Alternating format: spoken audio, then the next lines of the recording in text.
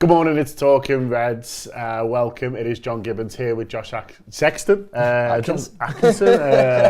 I'm married him off. That is the big announcement. Forget Jude Bellingham. Josh and Neil have hitched. I'm not sure about the optics of that, me and Neil being married. No. I'm also nowhere near as good as Sam, so that's like fundamentally an issue here. Well, listen, we'll see how it goes. Let's not write it all off too early, you know what I mean? You only just read.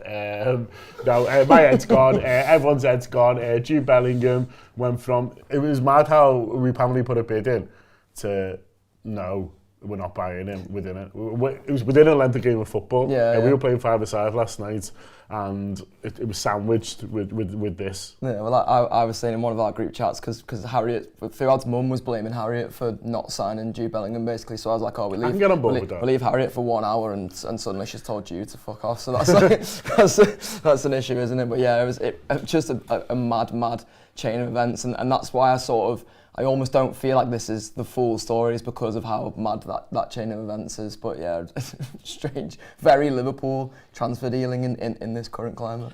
Yeah, a lot's been made as well about the fact that all the sorts of journalists went together. They went at 10:30. It should be said that there was a piece by David Ornstein, I think on 20th of March, I think it was, saying sort of pretty much this. But the Liverpool patch journalists, if you like, have all gone, you know, together last night at 10:30, which they sort of do sometimes. You can sort of read too much into that, but it suggests that, you know, someone is wanting to put this information out that, you know, it's in Liverpool feel it's in their interest for whatever reason to say right now that they're not interested. Yeah, and some of the reports were not interested at that price. Yeah, they're obviously interested. Well, exactly, and some of the reports were pretty much, you know, verbatim of each other, weren't they? Which sort of you'd imagine suggests that it's the club who've put that out, given that it's all the sort of patch journalists, and that's where I've sort of come into question. You know, what do the club stand to benefit out of putting that out if it's not just a negotiation tactic, which obviously some people are presuming. I think I probably fall a little bit closer into that camp. We've seen Liverpool sort of end pursuits of players in the past. I know people were sending out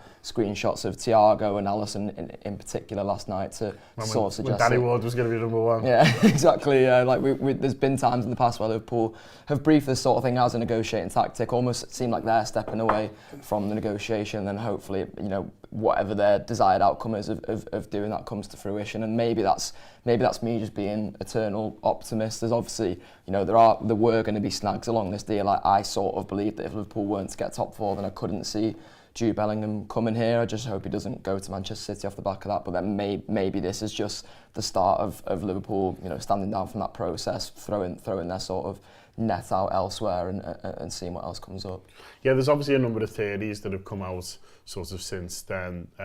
You know, one of them being that actually Bellingham might not go anywhere, and that's an interesting one to me, because we've all assumed that he would leave this summer. But if he's looking around and seeing a bit of uncertainty, and it's not just at Liverpool, you know, he's looking at the other clubs and thinking, well, you know, Real Madrid need to spend a lot on forwards. They've got a lot of reinforcement to do. It's obviously a really good squad, as we found out, but it's very much an aging one, and they need reinforcement in other areas. You know, sort of similar to Liverpool do. Whether he's looking at, you know, a few clubs that he really would fancy and go, well, actually, maybe now's not the best time for me to go there, so I'll wait for another year, assess my options and see where they're at. I know he's been very heavily linked with Manchester United. It seems like that they're on the way up now, but, you know, it is early days in that project as well. And so, you know, just to explore sort of that theory a little bit, like it's not the maddest thing in the world. They have been so careful with him, haven't they, how they've sort of plotted his career and things like that. And he's at obviously a club that he really likes, playing Champions League football, you know, competing for things, you know, if not necessarily, you know, winning sort of titles.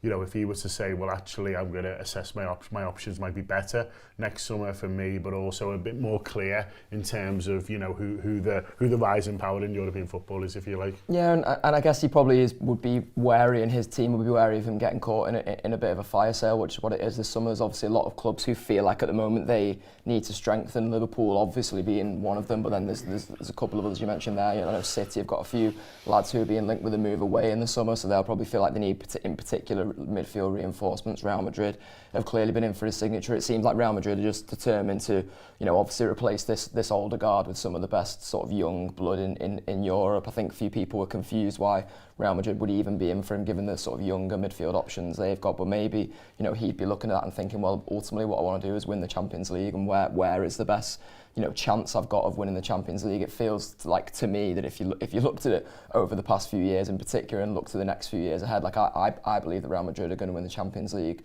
this season. If that proves to be wrong, then I'd be interested to see, you know, who the other team would be, whether it would be someone who was in for Jude Bellingham, because that might influence his decision. He might think, well, I want to go there because I want to be guaranteed that I win the Champions League. You know, careers aren't guaranteed, are they? And I understand people thinking, you know, whoever signs Jude Bellingham, that boxes them for the next sort of, you know, 5 or however many years. But he might be thinking, well, at any point I can, you know, pull up with an injury. I want to go to somewhere where it feels a bit more surefire that I can win the Champions League. And, you know, there's not many clubs in Europe who can provide that like Real Madrid can. So all the people who are sort of, you know, thinking, oh, Liverpool aren't getting him, so he's definitely going to go to City, I wouldn't be sort of completely and utterly sure of that. He's come out in interviews in the past and sort of spoke about, you know, admiring the romantic side of football. We all don't really believe, and maybe it's just us looking through our sort of Liverpool tinted glasses, that City are a particularly romantic option. They're definitely not an option who've been winning the Champions League in recent seasons. So I'd be really interested to see, you know, if it's not Liverpool and if he is to move in the summer, who it would be. If he does go in the summer, it puts a lot of pressure on Liverpool and the owners in particular to spend big and get it right. And there's a lot of comments, as you can imagine, about the ownership and stuff like that, sort of, you know, blaming them or suggesting that, you know, they're holding us back and stuff like that. I'll just see if we can read out sort of, you know, one of the comments here. Someone said, I'm sad and I'm disappointed in FSG and Klopp. Jude is the perfect fit for us and he is the presence in the future. For us to waste 2 years on this is pathetic. And saw a lot of comments related to that last night saying they've held out for the man that they want, and now, you know, he's seemingly available and the price is high, but we knew we were going to be high. They're sort of backing away. And I get that frustration because mistakes were made last summer, but I guess they're thinking, well, we need to assess it now. So just because we messed up last summer and didn't, you know, thought we were going to be fine in midfield and we weren't. And listen, Klopp realised before the end of the transfer window that we messed up. He says in that press conference, you know, to the journalists who were there, you were right and I was wrong. We needed a midfield. And so they sort of assessed that. But I just wonder whether what's happened now is that they've, you know, people say, well, we've always needed 3 midfielders. I think they're looking at other parts of the squad, and I think it's possibility, if that's happened now, that they're looking at it and thinking, well, we thought we needed to sort the midfield out this summer, whereas actually we probably need to replace a Firmino. The other young lads haven't kicked on, you know, how we necessarily want them to. I want a really good sixth forward, if you like. And also, I think we need a centre-half. There was a bit of talk on the gutty yesterday about a right-back. Do you need a right-back, especially if Trent's going to be going into this new role a little bit? I think what might have happened, if this story is correct, and we've just said that, you know, it might not be, there's a chance that it's a negotiating tactic. There's a chance that we've all decided to wait until next season. But there is obviously a chance that, you know, if you look to take it at face value, that you know, what, you know, wondering sort of why that happened, and we'll see, because if he does move on in the summer, then you know, we have to sort of do that. But for me, if I'm looking at reasons why it might be true, and, you know, Liverpool has sort of have stepped back, the strongest one to me seems to be not necessarily the, you know, the other, they've realised they needed 3 midfielders, or did they realise Jude Bellingham's expensive? Because I think they did know both of those. I think they've looked at other parts of the squad and realised that needs more attention than maybe what they thought. Yeah, and it's interesting sort of people's perspectives on it, I think, because you can look at last summer and say, well, Liverpool, you know, basically quietly pursued Tchouaméni. There was a couple of links, but it wasn't like, you know, it wasn't the patch journalists or any national media sort of briefing that over a number of months in the way that it's been with Bellingham. The Bellingham sort of courtship, if you want to call it that, by Liverpool has been a real charm offensive, hasn't it? It's been really public for the entire time, and I wonder if there was always a motive for Liverpool behind that to sort of sell him on that romantic side of things. And, you know, Liverpool missed out on their top target last summer. I think people would have wanted Liverpool to make sure that they secured their top target this summer. If that, as you say, if the story is true and that now isn't happening, what I'd really like to see Liverpool do is actually start to sort of look at the other options, because that's what I regret Liverpool not doing last summer, is that when they missed out on Tchouaméni. And look, I agreed with Klopp at the time, because Klopp was coming out and saying, you know, we're fine, we don't feel like we need midfielders, and my position on it was, well, if the manager's saying that, then I back him. There's no reason for me not to support this manager, not to support the options that he thinks have been, you know, great for Liverpool for so many years. We'd nearly just won all 4 trophies as well. We were, you know, a couple of minutes and a couple of kicks going our way away from winning all 4 trophies, and the manager's come out already and said how hard it is to get lads to leave off the back of that in particular, because there was a good feeling at the club at the time. So the manager clearly, you know, had a point where he felt like he was happy with what he had, and then quite quickly realised that wasn't enough. So I think if Liverpool are to learn from that this summer, then to me it would be to be going and canvassing the other options, and there clearly are other options, because, you know, we've it seems like we've been chasing Jude Bellingham for a while, but there's loads of players at Liverpool either sign or don't sign who they've been chasing for a while. The one I can always think of is for some reason off the top of my head anyway, is Minamino. It seemed like there was Minamino talk from even before he'd played at Anfield. I don't know whether it was before he was at Salzburg or since he joined Salzburg, but there was talk of Minamino for a long while, and then Liverpool went and sort of pulled the trigger on him. So I'd be really interested to see whether there are other options out there that they're considering, that they're looking at, and maybe they think that this sort of charm offensive of Bellingham over so many months, and this is me looking at it sort of trying to almost paint a silver lining. Maybe this sort of public thing of chasing Bellingham for so long means that people have took their eyes off the ball on another target, that Liverpool can go and sneak in and get maybe someone like a Caicedo or something. I don't know. I think he signed a new deal, didn't he? So maybe that one's off the table, but I'd be really interested to see what could happen. I think the worst possible option would be if if they went for Bellingham, went all in on Bellingham, and then didn't get him, and it was the middle of July. And I think maybe that's something that they're fearful as well, is that we'll have to say, well, maybe he won't even go at all, or, you know, he decided he wants to sort of stay another year or whatever. We can't have another summer like last one, where, because it felt like last year was Tchouaméni or nothing, and then he gets to the point where he chooses Real Madrid, and then there's either not time to sort anything else, or not at the inclination, or you know, he sort of, you know, overvalues what he has. It's probably sort of a combination of all of them, really. And I just wonder whether the, you know, as I say, this is another theory, if it is to be believed, is that they've gone, do you know what, the manager's saying he wants everything sorted by the first day of pre-season. We would like everything done. There are other options. You know, we can't afford at the moment. It's too big a summer to put, you know, so many of our eggs in one basket, really. For it, you know, if they're not 100% confident on it, then maybe that's an issue as well. Yeah, and maybe that's the thing. You know, we talked at the top of the show about it felt how, you know, quick the story flipped from it being briefed that Liverpool put a bid in for Bellingham to it being briefed to the patch journalists that Liverpool had actually ended their pursuit, and maybe that was it. Maybe it's been leaked to, you know, journalists in Germany or wherever saying, oh, Liverpool have put a bid in for Bellingham, and then the club journalists, the patch journalists, have rung up the club to sort of say, you know, can you ratify this? And the club have gone, nah, we've actually ended our pursuit. And I'd be interested to see whether maybe that was the way they're going, because as you say, they can't have a repeat of last summer, where it felt like they put all their eggs in one basket and felt like they left themselves a bit short and a bit late on. Maybe they are sort of prepping themselves now to go and look at other targets. It's obviously, you know, from that Ornstein story a few weeks ago, the main thing I think that came from that was that Liverpool don't want to be involved in a bidding war, and that was never, you know, any secret to any of us. Liverpool aren't these big free spenders. Liverpool are people who generally, or a club who generally sell to buy, and, you know, there's no way Liverpool had enough saleable assets this summer to go and, you know, get 200 million or whatever to go and sign Jude Bellingham. So they were obviously hoping that, as I say, the charm offensive, the idea of selling Liverpool on, the passion of the club, the fans at Anfield, the great European runs and all that kind of thing was what would bring Bellingham to the club. And maybe now they've seen something in the tea leaves or whatever that suggests that isn't going to be the case. So maybe they're almost pulling that early to go and find these other targets. I'd just be interested to see who the other targets are, and whether there are now more of them because of not signing Bellingham, because Bellingham's the most, you know, sought after player in European football. So if Liverpool are deciding that, you know, we're going to go for other targets, but we're going to go for a couple more of them, maybe I'd be happy with that. I think they particularly need that if they fall into the Europa League or Conference League picture. There's going to be, you know, loads more games there, and much more tightly packed schedule for Liverpool.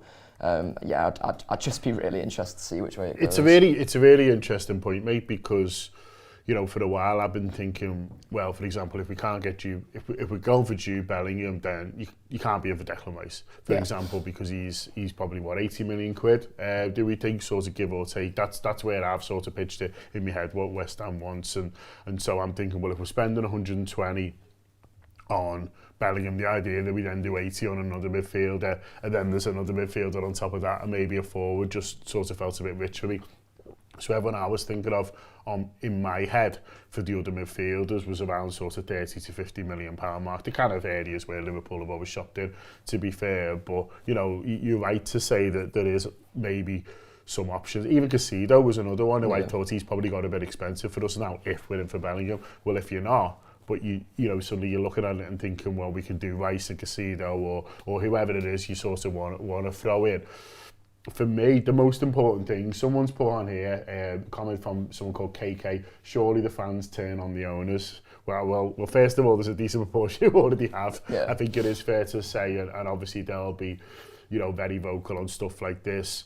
But I think for most supporters, they just want, there'll be some who are desperate for Bellingham and are going to be fuming now, sort of whatever happens. And I get that, do you know what I mean? It's been such a long pursuit and he's such a brilliant footballer. I understand, you know, disappointments. I'm disappointed if as I say, if this is true, and it's not just this negotiating tactic like the one we said before with Alisson and Thiago. But if they don't get it, my main concern, and I think this will be the case for a lot of Liverpool fans, how strong is the squad going into next season? So you can talk about names all you want and stuff like that, but you know, and Bellingham makes us stronger, so it would have been a brilliant buy, and it doesn't just make us stronger next year, it potentially makes us stronger for the next 10 years, or you sell him in 5 for a load of money and you're able to sort of strengthen again if you like. And so it seemed to me like something that it was definitely worth sort of getting excited about, but there's other players out there who can make us stronger and who are hopefully available and they can do it. And so when KK says surely the fans turn on their owners, I think, as I say, a lot of them have already, you know, more will on the back of this. But I think there's a big chunk, and I include myself in that, who are like, well, it's a fucking big summer now, lads, do you know what I mean? If you're not going to do this, if this is a player that we all sort of identified, you know, felt like was happening, and you're not doing it, you need a really good plan B. And so what is it? Let's see it. Because my main thing is, first game of the season, wherever it is, 10th of August, wherever it is next season, I want to be going into that and thinking, yeah, this is a squad that can challenge on all fronts. And I don't think it is at the moment. Obviously, we've seen that that's not happened so far for Liverpool this season. So it needs 3 or 4 or 5 additions, whatever it is, depending on the quality of the player, really. But you know, that's rather be, I'm not Jude or nothing. Do you know what I mean? And for me, it's, well, you know, I was dead excited about him, but listen, you know, put your money where your mouth is this summer. The ownership stuff, you know, the investment stuff's going on. It's at an interesting place, but it's a huge summer. And you've made it slightly harder for yourself now with all this nonsense, but it's not impossible for us to go into next season with or without Bellingham with a squad that we can all look at and think, yeah, this is a squad that can challenge on all 4 fronts, let's go. But they need to make it happen. Yeah, and there's a million cautionary tales for FSG, including ones that they've overseen at Liverpool. And we've seen at Liverpool, one of the things that does sort of weigh in their favour whenever there is this argument about FSG in or out, or whether you'd want sports washers over FSG. And I think it's important to say that no one's buzzing off Liverpool's owners. Like, I didn't watch the City game last night, but I heard that Bayern had this flag up saying about, you know, getting rid of bad owners in football, and then City fans start singing about Sheikh Mansour, and Chelsea were, you know, holding up tifos of their own and stuff like that. Liverpool fans aren't doing that. We don't have any songs about our ownership. But one thing FSG have done at Liverpool is sort of learn from their mistakes, and one of the big mistakes, or the biggest mistakes they've made at Liverpool, among, you know, many that they've made throughout their time, was when they sold Luis Suarez. They went and signed a load of lads who none of them could cut at Liverpool, but I think they just thought that sheer, you know, strength in numbers, and obviously the thinking wasn't. Yeah, a couple of them will come good. Exactly, if you throw enough shit at the wall, some of it's going to stick. Unfortunately, that summer was just so full of shit for Liverpool that absolutely none of it stuck. But that's Liverpool have really moved on from doing that, and there's so many examples around Europe. I think you see, you know, I'd throw Chelsea in the summer they just had last summer, where if you're going to have that approach of just, we're going to go scattergun here, we're going to throw a load of money at a load of options, and then maybe some of them will come good.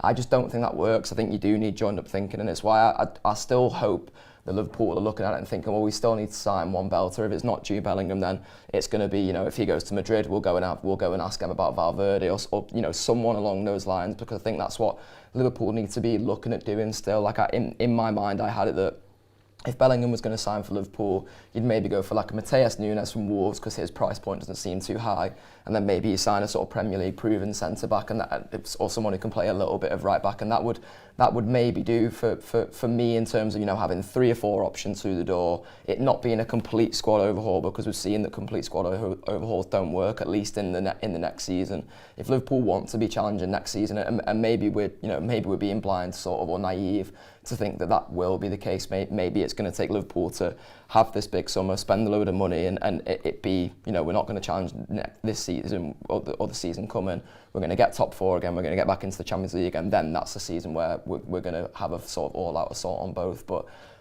it's hard to sell that to me, to be honest. Like, I want to see Liverpool back challenging next summer. I want Liverpool to do whatever they can in this summer to make sure they are back challenging next summer. And as you made out there, that's on FSG, and that's on FSG to go and prove that they're serious about doing that they're serious about challenging. And I don't like the tide turn on Jurgen Klopp either, like within KK's comment there, and I've seen it so much on social media over the last few days of people like blaming Klopp for the way things are going. I understand blaming Klopp for decisions that are made on the pitch. You know, I've not been happy for substitutions he made this season and stuff like that, but like for stuff like this, for us missing out on Jude Bellingham, I really don't see how or why you can blame Jurgen Klopp for that. Jurgen Klopp is ultimately Liverpool's biggest asset. He's ultimately, you know, no matter how bad this season has got, the reason I believe that Liverpool can still be a coming force in seasons to come. So I just find that wild, and honestly think people should fucking pack that in, to be honest.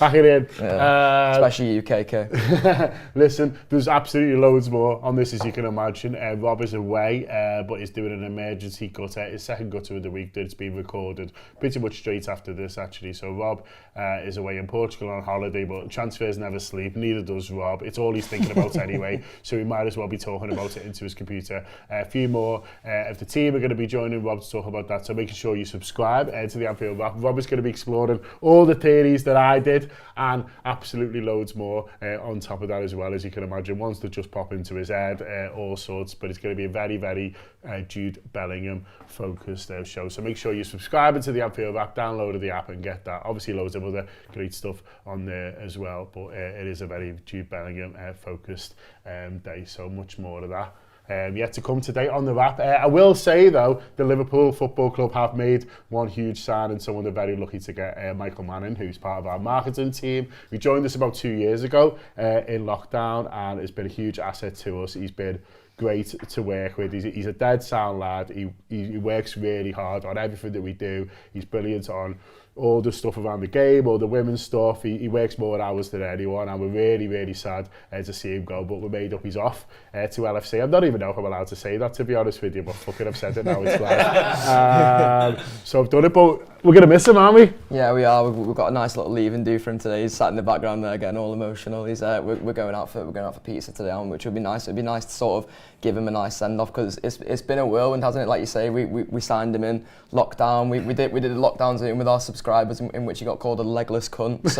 So you know, from that point to here, he's done really well to turn that around, I think. Yeah, we had a sweepstake on how tall he was because we hadn't actually met him. Or whether he actually had legs at all, which is hence the legless cunt. I can confirm for everyone at Liverpool Football Club that he does have legs. So that is great for him. But no, he's been a top lad. But you know, we're going to miss him. But he's already up the road. We'll see him all the time, and he's more than welcome in the Glenbook after every game. So yeah, top man Michael, nice one. Best of luck. Well done to Liverpool for the sweeps. See if he can make signings. He's fucking. That's us. Make sure you subscribe. Get onto the gutter later. Gutman's going to be insane. I can't wait to listen. Up the Reds.